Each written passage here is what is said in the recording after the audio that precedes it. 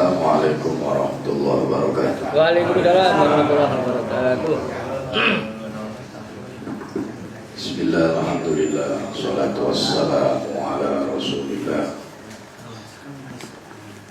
Sayyidina Muhammad ibn Abdillah wa ala alihi wa sahbihi wa mawala. La hawla wa la quwata illa billah. Mab'ad Rahmatina Muhammad sallallahu alaihi wasallam, sahabati wa tabi'in wa tabi'in bi husni susan ila sunni fi hadzal kitab asy-syaikh Husain bin Muhammad Al-Jasri Syekhina Qiyamuzal Masduki wa Jamini Masyayikhi Ma'ana wa Masyayikhina hatta Rasulullah sallallahu alaihi wasallam Qaddasallahu asrarahu wa radiyallahu lana wa lahu wa a'lallahu darajatihim fil jannah wa fatahallahu qulubana bi barakatihim wa bi asrarihim wa bi hurmatihim indallah sirri wa bi sirril fatihati lana wa lahumul fatihah. A'udzu billahi minasyaitonir rajim. Bismillahirrahmanirrahim. Alhamdulillahirabbil alamin.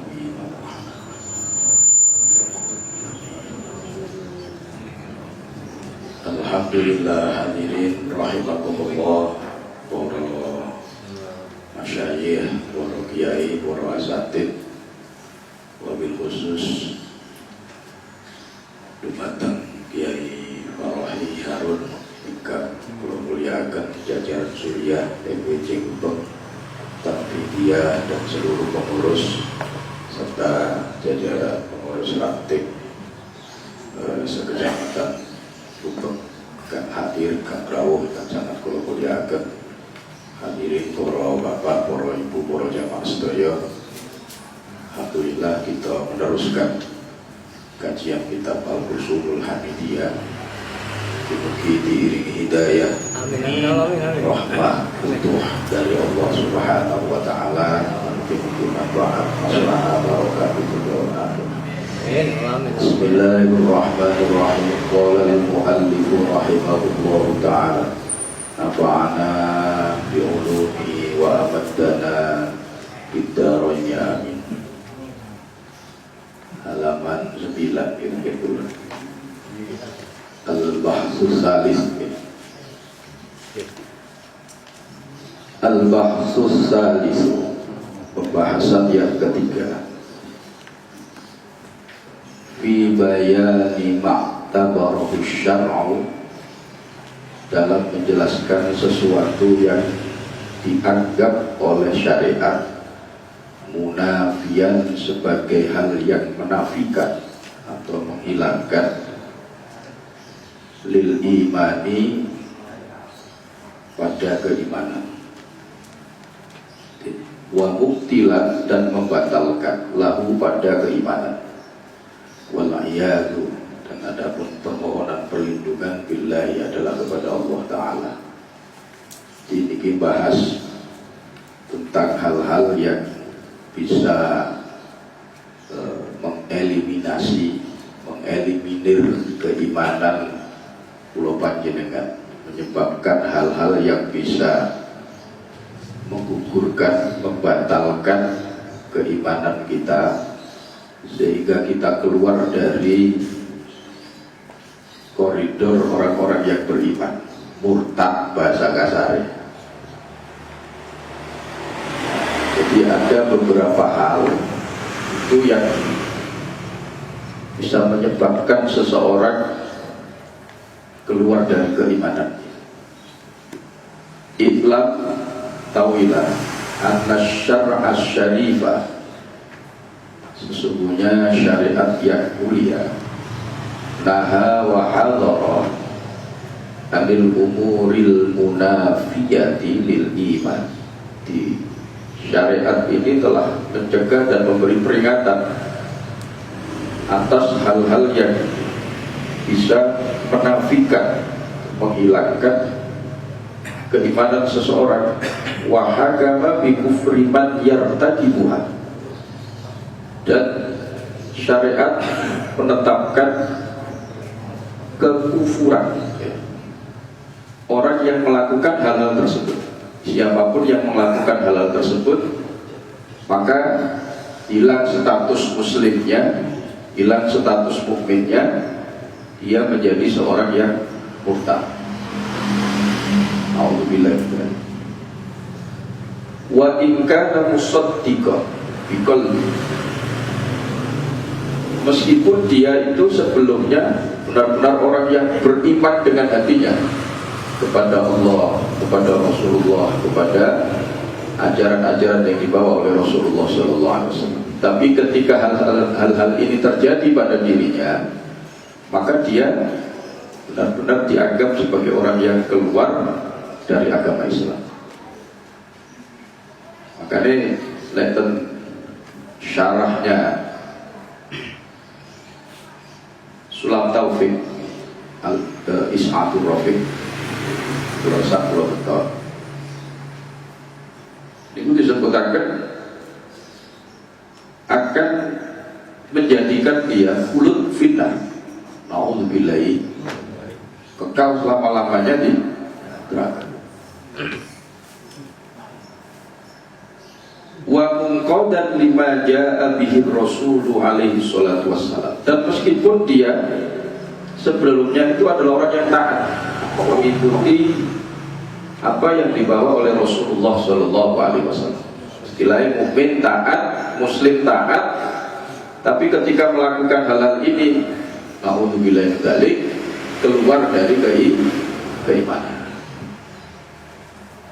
Wadzalika, dan yang semisal dengan itu, wadzalika, dan yang hal-hal seperti itu tadi bisa mengeluarkan seseorang dari keimanan, lalu kemudian meskipun dia orang yang taat sebelumnya, beriman dengan sungguh-sungguh dengan hatinya, itu adalah mithlus sujudi, semisal sujud lissolami kepada berhala, ikhtiar dalam keadaan ikhtiar, tidak terpaksa. Jadi tanpa ada paksaan, tanpa ada hal yang mengancam jiwanya, lalu dia melakukan tindakan-tindakan yang mempersekutukan Allah, termasuk diantaranya dicontohkan di sini sujud kepada berhala atau mungkin kepada yang lain, duit, kuburan, menungso dan lain sebagainya. Kalau dalam keadaan terpaksa bagaimana? Maka kalau dalam keadaan terpaksa, semisal dia diancam di bawah pedang, dia harus keluar dari keislaman, dia harus keluar dari imannya, maka ini mendapatkan rukhsah. Kalau seperti itu, selama hatinya masih wa qalbuhu mutmainnun bil iman, selama hatinya masih iman kepada Allah Subhanahu wa taala, maka dia mendapatkan rukhsah alias dia tidak keluar dari keimanannya. Maka di surat An-Nahl itu ayat 106, di situ Allah memberikan pengecualian illa man ukriha wa qalbuhu mutmainnun bil iman, kecuali orang yang memang terpaksa. Dia harus mengakui itu, kalau tidak kepalanya akan terpisah dari badannya. Maka dia diperbolehkan untuk melakukan hal itu, melakukan tindakan yang mengeluarkan dia dari keimanannya, tetapi hatinya masih beriman kepada Allah Subhanahu wa ta'ala. Ini yang terjadi pada sahabat Rasulullah Sallallahu Alaihi Wasallam, yang menikah Ammar bin Yasir. Ammar bin Yasir ini tertangkap oleh orang kafir dan juga kedua orang tuanya. Ammar bin Yasir dan kedua orang tuanya dipaksa untuk masuk, untuk menyatakan kekufurannya, keluar dari keimanannya, kembali ke agama yang lalu, agama yang terdahulu. Akhirnya orang tuanya tetap konsisten, dua orang tua tetap tidak mau mengucapkan kalimat al-kufri, tidak mau. akhirnya dihukum mati. Begitu Yasir, Ammar bin Yasir, betul, dia mengikuti mengucapkan kalimat-kalimat kufur, hanya dia dilepaskan. Begitu dia dilepaskan, lari ke hadapan Rasulullah Shallallahu Alaihi Wasallam, nangis dan tegasan di Kanjeng Nabi Muhammad Shallallahu Alaihi Wasallam. Kanjeng Nabi dawuh, malaka, ana apa sih? Ana apa man? Cara kula panjenengan. In adu fa'ud lahu ma qulta. Dawuh Kanjeng Nabi, gak apa-apa. Memang keadaanmu aja ini terpaksa. Andai dia melakukan itu lagi kepada dirimu, lakukan semacam itu tidak apa-apa. Artinya apa? Kondisi yang seperti itu memang ada rukhsah dari Allah Subhanahu wa Ta'ala, sehingga orang tidak keluar dari kekufurannya. Tetapi dikatakan wonten is'atur rafiq ini, kalau seandainya orang itu konsisten tetap memegang kalimatul iman, lalu kemudian dieksekusi oleh orang-orang kafir, dia termasuk seorang mujahid. Dia mati dalam keadaan syahid. Dan ini juga terjadi pada dua sahabat Rasulullah Shallallahu Alaihi Wasallam ketika berperang melawan Nabi palsu Musailamah al-Kadzdzab.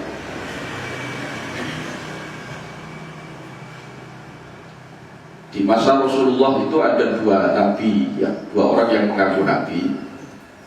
Yang pertama dari Yaman, Al-Aswad bin Sinten Al-Ansi bin Hilali. Itu meninggal sebelum satu hari Rasulullah meninggal, dia kemudian mati, Al-Aswad. Tapi yang satunya lagi, Musailamah al-Kadzdzab, itu hidup sampai di eranya Sayyidina Abu Bakar. Maka kemudian Sayyidina Abu Bakar memeranginya dalam perang Yamamah. Nah, disinilah dalam perang Yamamah inilah kemudian banyak penghafal Quran yang mati, sehingga kemudian Sayyidina Umar mengusulkan Sayyidina Abu Bakar untuk mengkodifikasi Al-Quran, membukukan Al-Quran. Dibentuklah tim yang diketuai Zaid bin Sabit. Nah, pada saat itu ada dua orang sahabat Nabi yang tertangkap oleh Musailamah al-Kadzdzab. Duanya diinterogasi oleh Musailamah al-Kadzdzab. Dua-duanya ditanya, ma taqulu fi Muhammad, apa yang kamu ucapkan tentang Muhammad? Dijawab oleh sahabat, dia adalah Rasulullah. Wa ana, sedangkan aku siapa? Kata Musailamah al-Kadzdzab. Al-Kadzdzab begini, dari Bani Hanifah. Aku ini siapa? Wa anta aidan, kamu juga utusan Allah. Jadi kerusakan aidan wa anta rasul. Mereka kepepet. Wakil kaki awak dieksekusi. Pucuk je nom ada. Mungkin yang saat ini kreditan turun mati dah. Ayo boten biasa apa?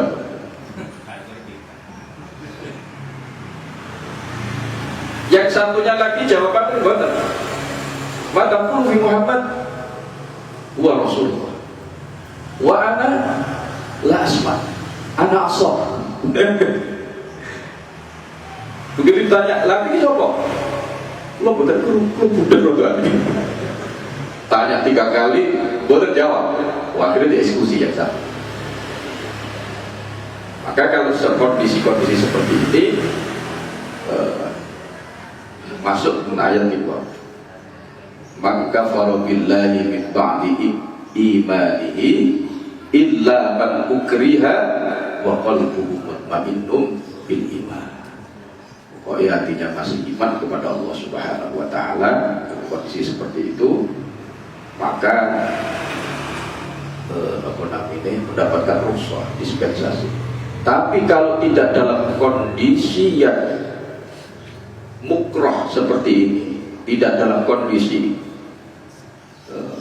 terpaksa, dalam kondisi ikhtiar, maka seperti yang dikatakan di sini, itu akan mencerabut keimanan.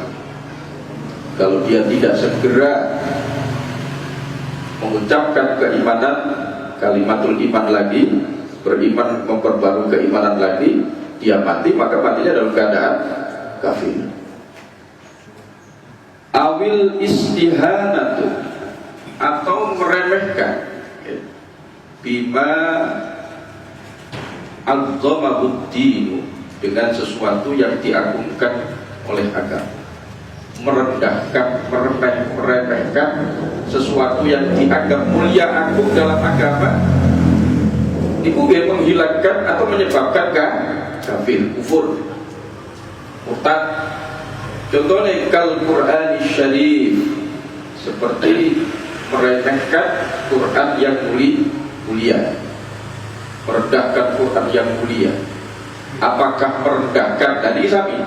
Apakah merendahkan dengan ucapannya atau dengan tulisannya?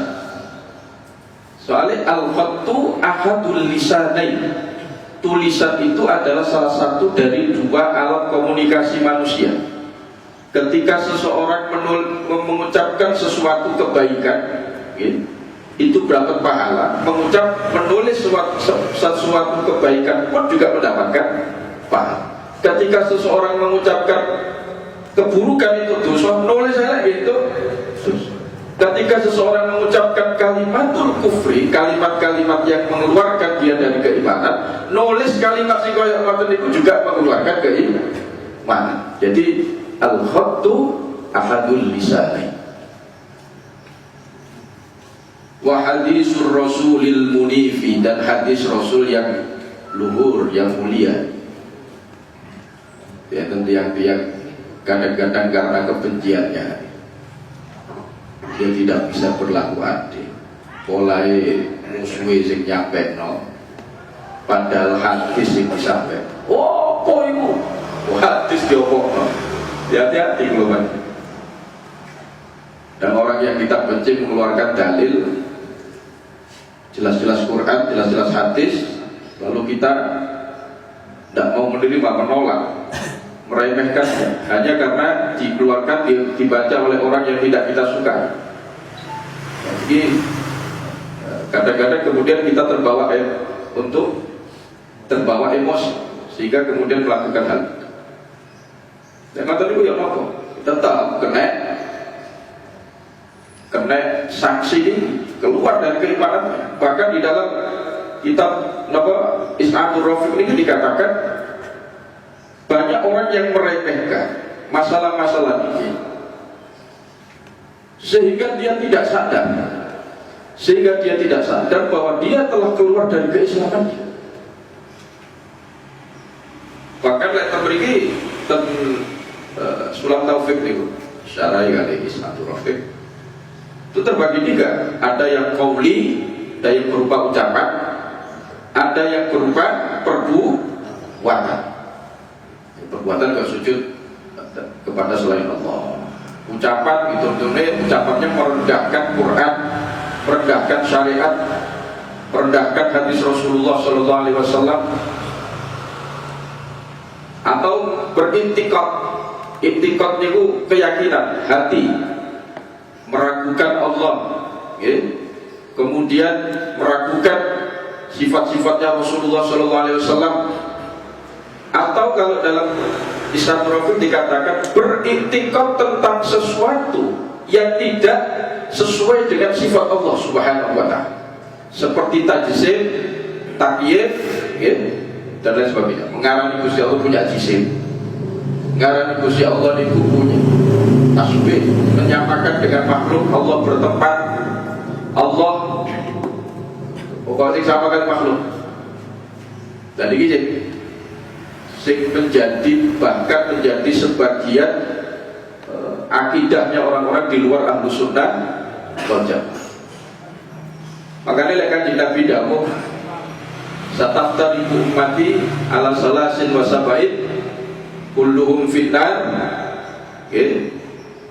Akan terpisah umatku ini, terpecah-pecah menjadi 73 golongan, yang 72 di neraka, yang satu saja yang di surga. Itu waktu pertama kali daurah Aswaja, pertama kali kantor PWNU dulu, Yai Abdurrahman Hafiz niku nerangkan 72 itu ba'duhum yakhluduna finnar, sebagian itu kekal di neraka, tapi sebagian tidak kekal, tergantung tingkat kesesatannya masing-masing. Tapi kalau kesesatannya terkait dengan akidah, termasuk akidah yang dibawa oleh orang-orang mujassimah atau musabbihah, akidah yang mentasbihkan Allah, menyerupakan Allah. Kalau sampai insya Allah sering mendengar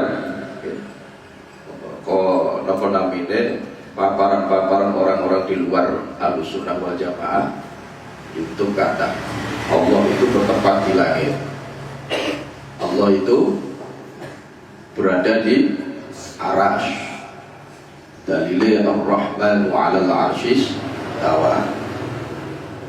Allah itu turun dari langit ke langit dunia, dari Arasy ke langit dunia pada sepertiga malam yang terakhir, dengan turun seperti turunnya makhluk, berpindah dari satu tempat ke tempat yang lain. Ini bukan semua tasbih, semua menyerupakan Allah dengan makhluk. Dan ini resikonya menurut para ulama, itu akan mengeluarkan seseorang dari akidah, dari keimanan. A'udzubillahi min wa hum la yashkurun, sementara mereka tidak menyadar. Ngaji itu hati-hati. Salah pengajian itu akibatnya itu efeknya dunia akhirat. Kalau sampai lihat di sepeda motor rusak, sampai dadakan, bukan kepada ahlinya, resikonya paling sepeda itu melaku. Kalau sampai punya penyakit, berobat keliru, namanya nggak pakai ahli, paling imal praktek. Kalau sampai dirembak kalau mawon. Tapi kalau sampai mal salah, salah ngaji lo, dunia akhirat, di dunianya kita wa yahsabuna annahum yuhsinuna sun'a, kita menduga diri kita baik, tapi ternyata kenyataannya di hadapan Allah naudzubillah kita. Apalagi masalah kita. Wasyari'atil mutahharati, dan seperti syariat yang suci, disucikan. Wa rusulillahi lan biro-biro utusan Allah al-kiram, yang mulia-mulia. Wa asma'illahi wa asma'il azimah, dan nama-nama Allah yang agung. Itu semuanya kalau dilecehkan,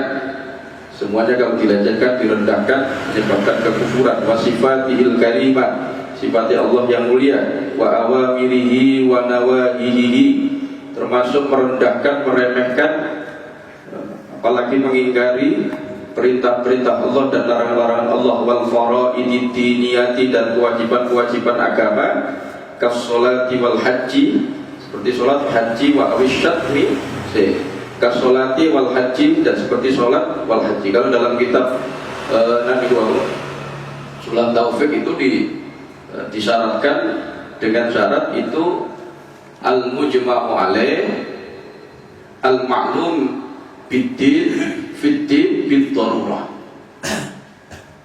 mengingkari,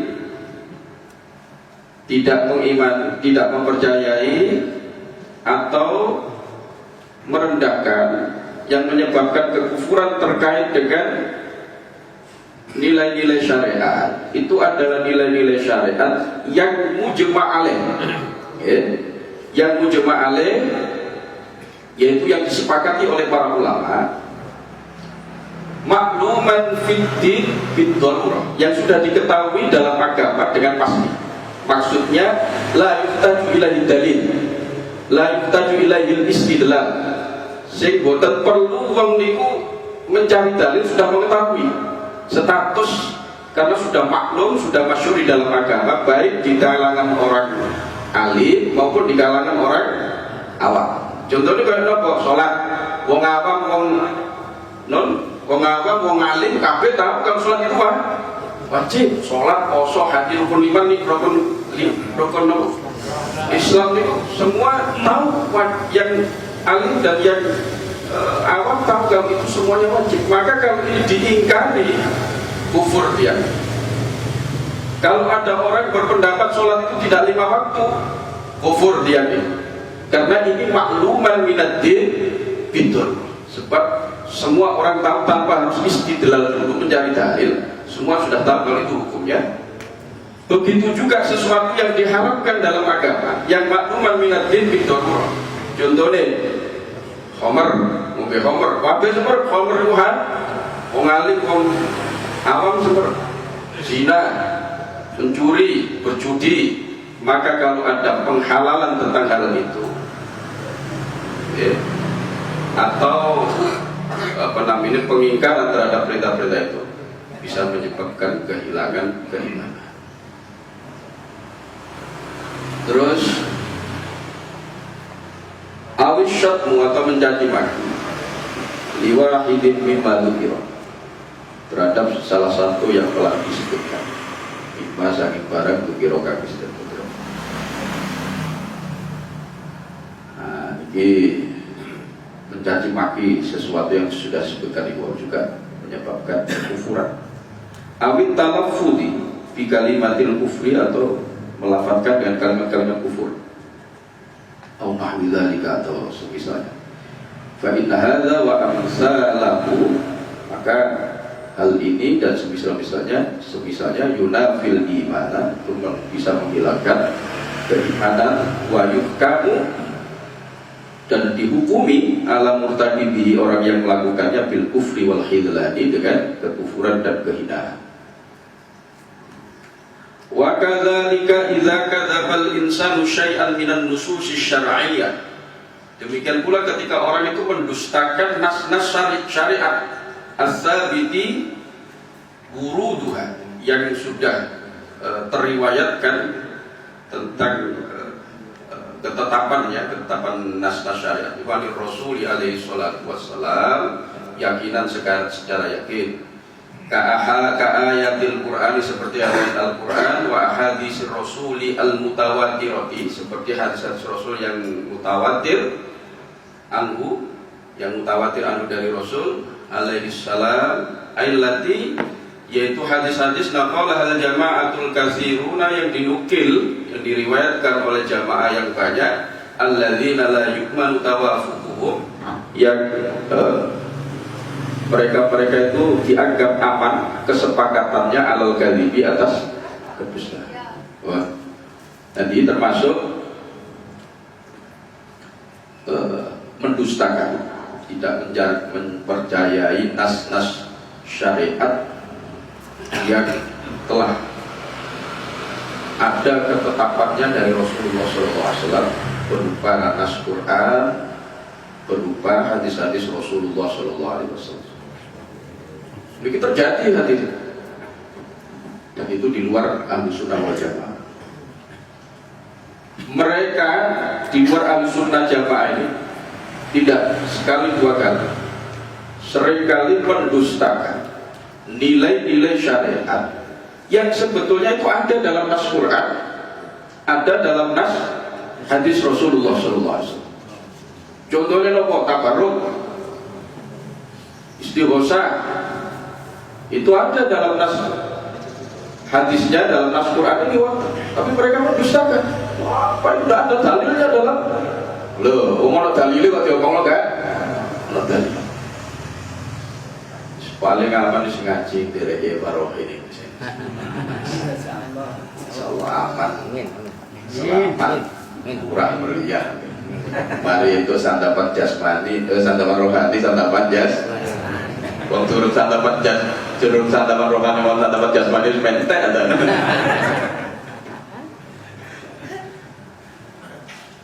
Jadi pokoknya ngaji di luar Ahlussunnah itu, ya Allah, rawan betul. Kalau kita mengkaji terkait akidah ini benar-benar rawan. Belum lagi takfir. Takfir itu salah satu sebab yang mengeluarkan orang itu dari keislaman. Takfir itu nganggap orang muslim itu kan hanya karena berbeda dengan dirinya. Oh, itu keras anu Kanjeng Nabi Muhammad SAW. Itu bagian dari konsep mereka, takfir, tabdil, tadlil. Oh, bid'ah, oh sesat, oh syirik, oh kafir. Padahal tidak. Padahal dari nasnya ada. Itu kan takdir terhadap nususul Quran ataupun nususul hadis. Kenapa? Maka di dalam hadis juga dikatakan, ayyuma rajulin qala li akhi ya kafir. Siapapun yang mengatakan kepada saudaranya ya kafir, hai kafir, padahal dia tidak kafir, dia muslim, dia bersyahadat, dia sholat, dia puasa dan lain sebagainya. Faqad ba'a biha ahadu. Maka salah satu dari yang menuduh atau yang dituduh itu akan kembali dengan tuduhan itu. Dalam hadis yang panjang dijelaskan, maka ketika yang dituduh itu tidak terbukti bahwa dia itu seorang kafir, itu kembali kepada kenapa seperti itu? Kenapa menuduh orang kafir itu bisa menyebabkan dirinya kafir? Ketika itu tidak benar tuduhan itu. Karena berarti dia telah mengkafirkan seseorang yang mukmin atau menganggap kafir sesuatu yang sebetulnya itu adalah keimanan. Itu lebih berat daripada menghalalkan sesuatu yang haram atau mengharamkan sesuatu yang halal. Ini kok menjadikan kufur, tapi lebih berat dari itu menganggap kafir sesuatu yang iman atau sebaliknya menganggap iman sesuatu yang kafir. Jelas-jelas mukmin kok dikafir, jelas-jelas ibadah kok disyirik. Ini masalah. Kemudian awistahalla, atau dia menghalalkan haraman sesuatu yang haram, sabatat yang telah tetap kehormatuhu, keharamannya fi syar'i, di dalam syara Quran secara pasti. Secara pasti ini maksudnya ai mujma'an alaih lawan turabi, yaitu sesuatu yang sudah disepakati di dalam agama fitrati secara pasti, ai la yuhtaju ilaihi istidlal. Kecuali kalau sesuatu yang mukhtalaf, sesuatu yang tidak qat'i dalam agama, sesuatu yang tidak mujma' alaih dalam agama, itu ketika dikufuri, diingkari, tidak menyebabkan kekafiran. Ya, cuma menurut para ulama, kalau jelas-jelas itu dalam bagian dari agama, meskipun tidak mujma' alaih, maka ketika diingkari, ya hanya sebatas dosa. Sepakat ulama itu masuk dosa dan dosa besar, meskipun tidak sampai pada batas kekufuran. Makanya enten kaidah fikih, la yunkarul mujma'u alaih, sesuatu yang disepakati oleh para ulama tidak bisa diingkari. Sesuatu yang disepakati ada dua. Ada yang makluman minatin bidurrah, itu yang menyebabkan kafir. Kalau yang tidak makluman minatin bidurrah, itu hanya sebatas haram, dan semua ulama sepakat haram, tapi tidak sampai sebatas sampai mengkafirkan atau menjadikan kafir yang menyatakan itu. Jadi la yunkarun wali ya yunkarun mukhtalafu fi innama yunkarun mujma'u. Kurang kan korelasinya kira itu. Kalau usul fikih itu tidak bisa diingkari sesuatu yang mukhtalaf, sesuatu yang diperselisihkan. Artinya kalau ada sesuatu yang diperselisihkan, tetap harus diakui memang itu adalah mukhtalaf. Innama yunkarul mujma'u alaih, yang boleh diingkari adalah sesuatu yang disepakati oleh para ulama. Artinya kalau ulama sepakat tentang sesuatu, misalnya sesuatu yang dilarang, maka kita ya harus mengingkari hal itu. Tapi kolerasinya kali ini buat masuk. Buat terusakan wa dhahara hikmatu qabhi, dan telah tampak akan hikmah keburukannya. Qatlin nafsil maksumah, seperti membunuh jiwa yang terlindungi. Wazina wa amsalidalika, sesuatu yang sudah mujma'aleh menyebabkan keimanannya hilang. Fa inna dzalikal insana yakunu qad akhalla bitasdiqil imanihi.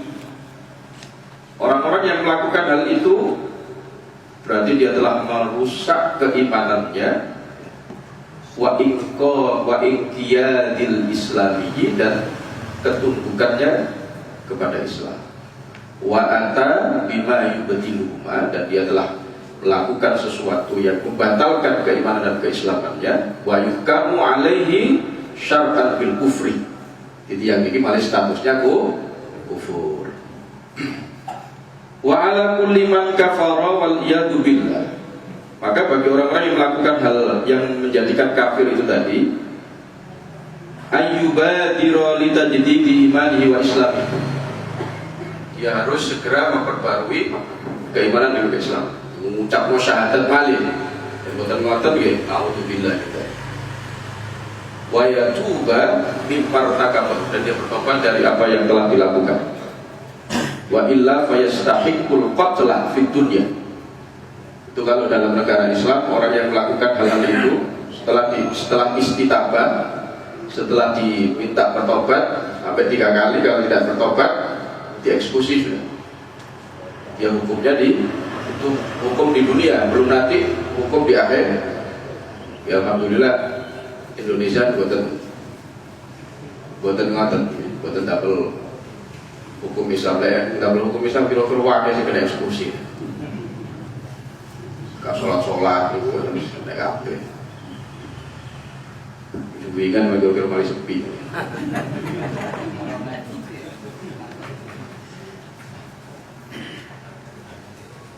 Wal khuludu finnar, wal khuludu finnar, kekal di neraka fil akhir. A'udzubillahi ta'ala. Kami mohon perlindungan kepada Allah Ta'ala dan kepada Allah atas ibu kami mohon perlindungan. Bagaimana hadirin moga-moga teman kita berhijrah saudari Allah Subhanahu wa taala sampai akhir hayat kula panjenengan dan istri yang berbagi khusnul khotimah. Monggo lek tak letakkan sakit iki kula jawab ya, betul sakit iki PR insyaallah pertemuan depan. Pertemuan malih. Nggih. Ustaz. Ini Ustaz, Assalamualaikum. Oh, Dengaran semuanya. oke. Ustaz, yang menjadi pertanyaan saya, Ustaz, seandainya orang itu sudah dieksekusi di dunia atau dihukum di dunia, apakah nanti di akhirat itu sudah bebas? Yang pertama, Ustaz. Yang kedua, kadang doa kita itu berlawanan dengan apa yang dikabulkan Allah. Contohnya, Ustaz, seperti di kitab Al-Hikam itu disebutkan bahwasanya para sahabat itu minta jangan meninggal karena dibunuh. Mereka terbunuh juga. Nah, gimana ini, Ustaz? Mohon penjelasan, Ustaz. Assalamualaikum warahmatullahi wabarakatuh. Waalaikumsalam. Yang pertama apa? Gampang lagi. Sudah dihukum di Oh, sudah dihukum. Ya, gitu. Yang bisa membebaskan seseorang dari hukuman akhirat itu hanya taubat. Hanya taubat. At-taibu minadz dzambi kaman la dzambala. Orang yang bertobat dari dosa itu seakan-akan seperti orang yang belum pernah berdosa. Maka ketika seseorang melakukan kesalahan lalu dieksekusi di dunia, apakah itu menggugurkan eksekusi nanti di akhirat? Tinggal dia bertobat atau tidak. Kalau dia tetap kenceng dengan kesalahannya itu, Misalnya dia pihak-pihak melakukan hal-hal yang menyebabkan dia murtad, terus dieksekusi. Ketika dieksekusi dia masih dalam kemurtadannya, tidak mau setelah diminta bertobat tidak mau bertobat sampai akhirnya dieksekusi, maka dia di akhirat nanti pun juga termasuk orang-orang yang tidak beriman. Dari dunia saja sudah tidak boleh dirawat seperti jenazahnya orang-orang muslim, dia juga tidak boleh dimakamkan di pemakaman muslim. Di akhirat juga nanti seperti itu, kalau dia memang sampai meninggal belum bertobat kepada Allah Subhanahu wa ta'ala. Begitu juga terkait dengan dosa-dosa lainnya. Dosa-dosa lainnya itu kalau memang dia belum bertobat dari kesalahannya, tetap dapat sanksi ketika nanti di akhir. Dan itu yang pertama. Yang kedua, mengapa doa itu terkadang tidak sesuai dengan apa yang kita minta? Memang begitu. Dalam hikam itu kan ada makalah ya.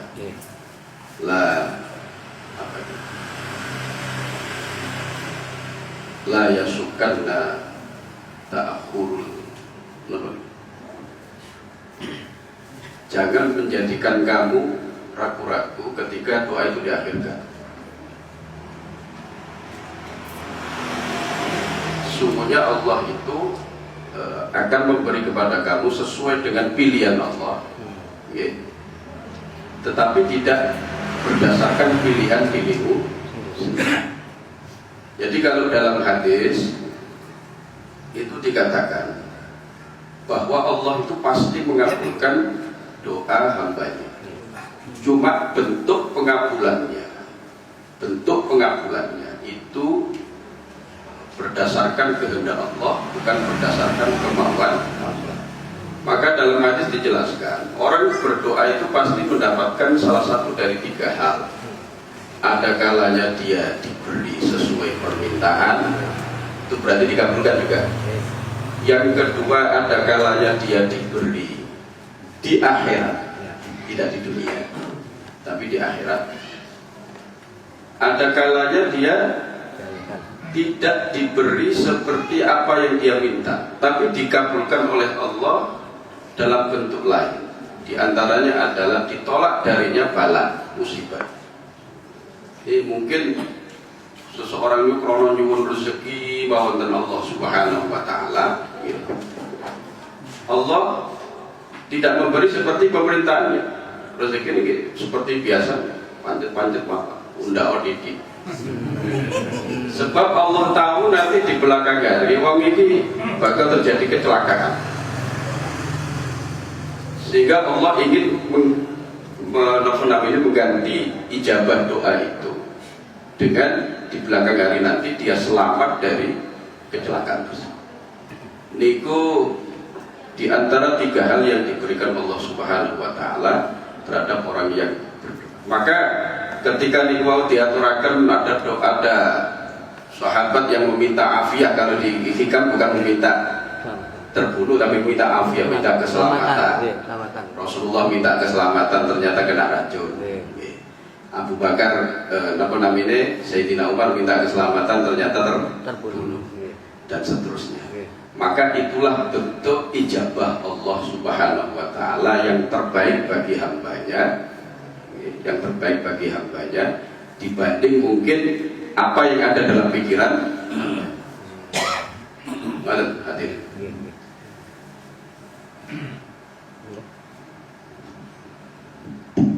Assalamualaikum warahmatullahi wabarakatuh. Menjauh ya, menurut keterangan tadi, di dalam hati rasa takut sekali dengan mengucapkan atau berikrar atau berkeyakinan sesuatu. Ini tadi disebutkan juga bahwa banyak orang yang sebenarnya sudah keluar atau kufur tapi dirinya tidak tahu. Tadi kita menyebutkan semacam itu. Nah, hal yang semacam ini, kalau dia sudah tetap menjalankan sholat, di dalam sholat ada syahadat. Apa sudah bisa istilahnya jadi itikat syahadatnya tadi masuk Islam lagi ya? Matur suwun. Assalamualaikum warahmatullahi wabarakatuh. Waalaikumsalam. Sudah. Jadi dengan mengucapkan dua kalimat syahadat tersebut, baik di dalam sholat maupun di luar sholat, itu sudah memperbarui keimanan. Jadidu imanakum biqauli la ilaha illallah. Jadi ketika seseorang mengucapkan dua kalimat syahadat itu, maka terbaharui kembalilah keimanan yang mungkin sebelumnya dia tidak sadar melakukan hal-hal yang mengeluarkan dirinya dari keimanan. Itu sebabnya sebagian ulama mengatakan sebelum kita melakukan ibadah apapun, mulailah dengan dua kalimat syahadat, agar sebelum kita masuk ke dalam ibadah itu status kita sebagai muslim. Lah orang yang diterima ibadahnya itu adalah ahlul ibadah. Lah ahlul ibadah itu adalah seorang yang beriman kepada Allah. Wong kafir sembahyang boleh diterima, wong kafir sedekah tidak diterima, dan seterusnya. Maka untuk lebih hati-hati masalah itu, karena kita tidak sadar, wow, ya mungkin boten, tapi ya tidak ada buruknya ketika kita memenuhi apa yang diajarkan sebagai ulama. Hendaknya setiap memulai ibadah apapun dimulai dengan syahadat. Jadi begitu kita mau mulai sudah kita statusnya ahli ibadah, nah, di situ layak ibadah kita diterima oleh Allah Subhanahu wa Ta'ala. Maka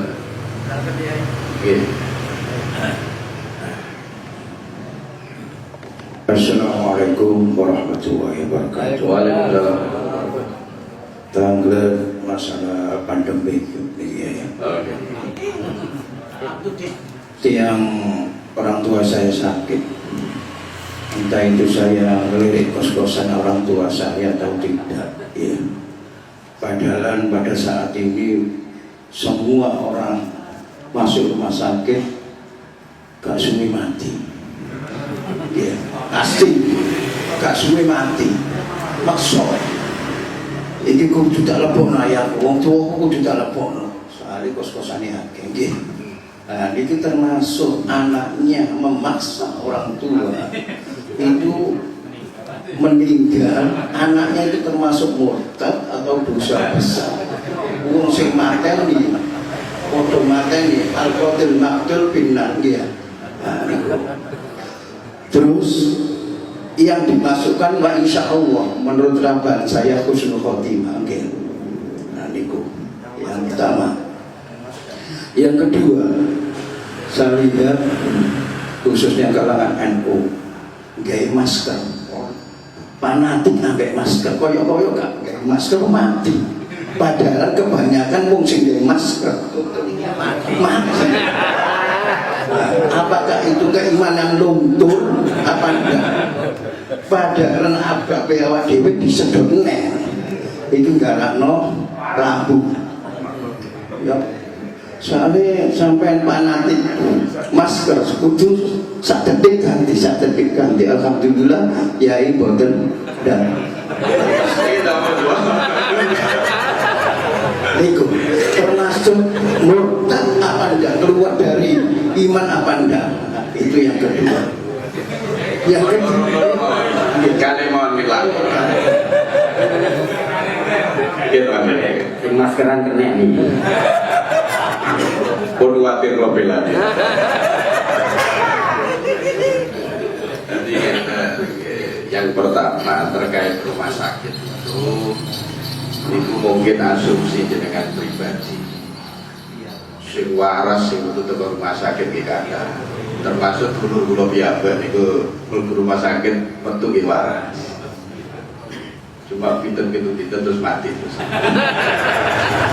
Cuma kan mati di rumah sakit. Dikasih shorting ya. Sing konco-konco sing mlebu rumah sakit kembali pulang ke Bali waras ki kada. Jadi artinya, termasuk bolone ada gurune majelis Al-Ma'ruf niku nggih utuh ya niku mboten kalonglas. Artinya niku asumsi kita pribadi. Kaget mau coba medsos. Itu yang pertama. Jadi yang ketika kita memasukkan orang tua kita ke rumah sakit, kalau kita punya, kecuali kalau memang niatnya seperti itu, karena punya asumsi seperti itu, kita punya asumsi seperti itu, kemudian kita masukkan ke orang tua ke rumah sakit, itu niatnya gimana? Biasanya kalau dulu ini gak balik, tak boleh ini mumpung kos-kosannya akeh. Lulek ngoten sampai dosa gede, ngoten sampai petang. Hanya berdosa pukul walidain, cuma dosa gede. Meskipun itu hanya niat saja, faktanya tidak sebetulnya misalnya. Tapi kalau kita sudah punya niat seperti itu, kita kena dosa ini kok, dosa pukul walidain. Soalnya niatnya niat hukum pun. Wali kullin ri'in ma, bagi orang itu apa yang dia niatkan. Jadi lalu pun niat maten, niatnya mewah. Itu ya, yang sepeda ya, terjawab ya. Nah ini masker. Apa bedanya masker karo helm? Apakah uang boleh gawe helm dimati? Boten. Cuma kok ditilang itu. Gitu nih, buat ditilang gitu. Tapi ini tidak sedikit yang berniat melindungi kepala. Al-Imam Ibnu Hajar Al-Asqalani dan kitab Fathul Bari dawuhnya fa inna tawakkula la yunafil asbab li'anna tawakkula amalul qalbi wa hiya amalul badan. Tawakal wedi ten Allah, pasrah ten Allah, itu tidak boleh bertentangan dengan asbab, dengan ikhtiar. Mergo tawakal niku ranahnya batin, ikhtiar niku ranahnya zahir. Kedua-duanya itu harus bersamaan berjalan. Zahir yakin sehingga mati urip iku Gusti Allah lewat malaikat Israel, gak lewat corona itu asbab saja. Corona, diabetes itu asbab saja. Sing materi itu corona, sing materi Israel atas izin Qul yatawaffakum malakul mautil ladzi wukila bika. Jadi niku keyakinan harus niku bagian dari rukun iman yang keenam, percaya takdir, qaili wa syar'i kabeh iki. Tapi zahir tetap harus berjalan. Enten sahabat namanya Amr bin Umayyah Ad-Dabri, sahabat Ansar. Amr bin Umayyah Ad-Dabri niku sowan dateng sanipun Kanjeng Nabi gawa unta. Untane digledakaken mawon, niku sowan dateng Kanjeng. Ditegur kali Kanjeng. Ketika ditegur, dia berkata, "Ya Rasulullah, ursiluha wa atawakkal." Kanjeng Nabi jawab, "Bal akilha wa fi riwayatin qayyidha wa tawakkal." Kanjeng Nabi niki unta kula jaraken napa mboten? Unta kula niki kula jaraken terus kula tawakal napa terus pundi Kanjeng? Gak. Untamu janjaken. Sepeda motormu kuncil. Ojo kok jarno ae kuncil nang kono pemane SDL BPKB dek kono. Opo jar Gusti Allah ilang gak yo ilang. Jare dipalinge alhamdulillah.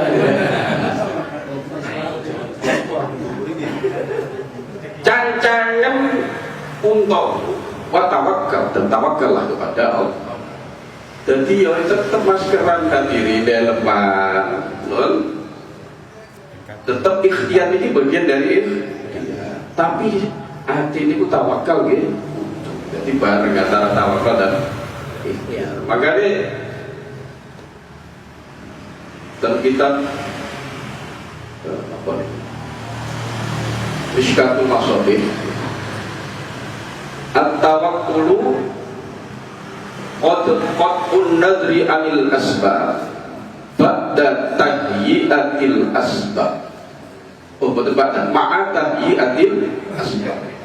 Sing jeneng tawakal qat'un nadri anil asbab. Kita tidak melihat ikhtiar itu. Hati ini hanya bergantung kepada Allah. Tapi ma'a tahyi'atil asbab, tetap dengan melakukan tindakan preventif, tindakan ikhtiar. Tapi hati tetap gantungnya dan Gusti. Jadi jangan salahkan orang-orang pakai masker. Kan kalau kena bisa. Tinggalkan ya, ditawakal kali. Ikhtiar itu harus berjalan bersama. Enggak. Gitu. Terkait dengan masalah tawakal dan ikhtiar, Gitu. ini saya menyampaikan sebuah kisah kecil ketika beberapa hari yang lalu saya berada di rumah sakit haji, ketemu dengan seorang jamaah dengan mengenakan sorban dan seterusnya. Dia lagi asik mendengarkan ceramah di HP-nya itu.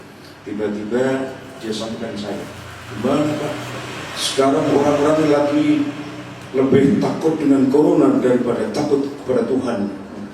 Dia memberikan satu contoh, gimana masjid-masjid suruh tutup, orang sholat suruh renggang, tidak boleh salaman, dan ini kan lebih takut dengan corona daripada takut kepada Tuhannya. Mohon pencerahan hari ini keterkaitan dengan masalah perbedaan takut kepada Allah dengan takut kepada corona. Kelihatannya seorang yang menyampaikan ini tidak paham perbedaan takut kepada Allah itu kayak apa, takut kepada corona kayak apa. Seolah-olah dia masyarakat itu lebih takut kepada corona daripada takut kepada Tuhan. Mohon penjelasan. Itu saja nih efek dari membenturkan antara tawakal dengan ikhtiar. Dia menganggap kalau orang itu sudah ikhtiar berarti tidak tawakal, atau kalau sudah tawakal tidak perlu ikhtiar. Itu akibat dari efek itu sebetulnya. Insya Allah kalau sampai sering mendengar hadis riwayatkan Abdurrahman bin Auf, ketika kalian mendengar di suatu tempat itu ada wabah, maka jangan kalian ke sana. Kalau kalian sudah di sana, jangan keluar hanya karena menghindar dari wabah. Rasulullah memerintahkan kita tidak mendatangi satu tempat yang itu terkena wabah. Itu bentuk ikhtiar juga. Bukan berarti Rasulullah mengajarkan kita untuk takut kepada wabah. Ya. Itu kewajiban zahir yang harus kita penuhi. Artinya tetap tawakal kepada Allah Subhanahu wa Ta'ala. Terbukti Rasulullah memerintahkan orang yang sudah berada di area wabah jangan keluar dari area itu karena takut keluar krono bisnis, keluar krono ada masalah. Tapi kalau keluar karena menghindar dari wabah tidak boleh, karena ini bertentangan dengan tawakal. Artinya apa? Tawakal tetap, apa namanya? Ikhtiar tetap. Lah, sing kaya ngoten iki wae. Ngene kok akibat mempertentangkan antara tawakal dengan ikhtiar. Ini perlu pencerahan. Makanya dan Dawud Ibnu Hajar itu, fa inna tawakkula la yunafil asbab. Li'anna tawakkula amalul qalbi wa hiya amalul badan. Ada nggih? Ampun. Iki mawon kita kula terangkan hadirin demi manfaat masalah. Assalamualaikum warahmatullahi wabarakatuh. Waalaikumsalam. Waalaikumsalam.